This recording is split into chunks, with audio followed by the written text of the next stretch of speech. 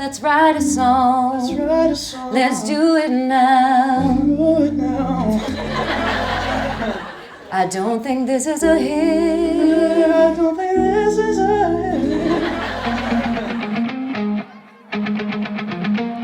hit. You guys are lucky enough to have Charlie Puth come back and speak to you. This is somebody who's been right in your seat. Here he is. I may cry, actually. I'm Cara DioGuardi. I'm a Grammy-nominated songwriter, publisher, and former American Idol judge, but more importantly, a teacher at Berklee College of Music, and Charlie Puth was my student. You know, one of the first things you ever said to me when I came into your class was you need to cut your hair. Yeah, you didn't listen. Being back here at Berklee College of Music, I feel very comfortable. I get such a high off of seeing students with their instruments, and everyone's like just in love with music. It's very euphoric.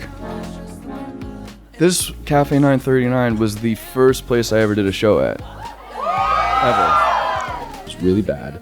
I was really nervous. I didn't leave the piano. I was hunched over like this.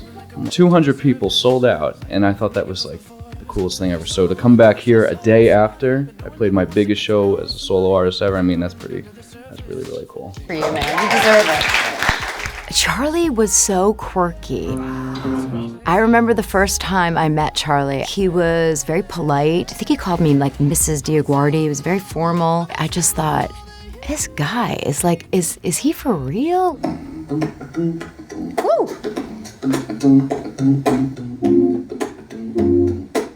I'm making the song a lot. I never knew you could beatbox. Whoa. That's how I write all the songs.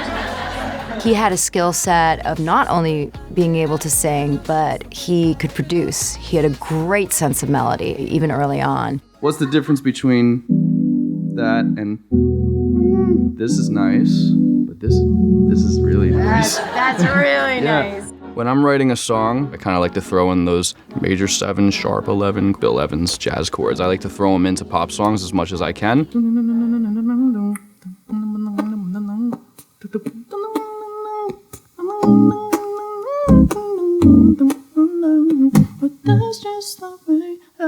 You don't put too much of the sauce in it, you just put enough of it where it sounds a little bit different than all the other records on the radio.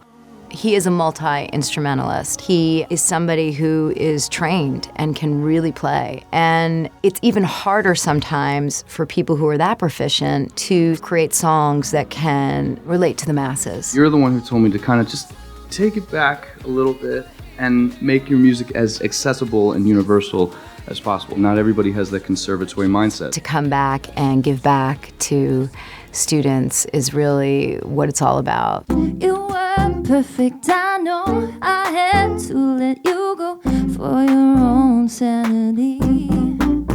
What if the pre-chorus were like, I don't know it. You may want to record that. Just saying. I'm not in the college world anymore. I'm in the music industry. So I figure it's nice for people to see what I'm doing, knowing that they could do the same thing as well. I only miss you when I ain't in someone else's arms. I won't say I never wish that you were here with me. I'm only missing you when I'm not in someone else's arms. It's kind of hard. I like that. I'm struggling with the track. That's my thing. In that case, I would subtract even more, just chords and a hi-hat or just a kick or something like that. When you get into the music industry, nobody wants to take the time to help a young artist and to tell them really what it is that they could be doing to further their craft and their career. Like with minimal sounds and just your beautiful voice under 808, a hard-ass kick, and then like some sort of maybe the Juno. Turn that shit way up and it'll hit real hard. I think there's a time where I'm gonna come back and maybe teach a couple classes. It's gonna be informal as hell though. Charlie's sitting here with his career because he took the process seriously and he did the work. And people don't see that. And I think his real struggle was trying to figure out lyrically how to tell his story. I was really hard on him. I remember you saying to me that these lyrics, it's almost like they didn't happen to you. You experience interesting things in your life, just put melody to them. I wanted to prove to you that I could step up to the plate. We have a special treat for you all. We have the wonderful Berklee Choir. All right, everybody give them a round of applause, come on.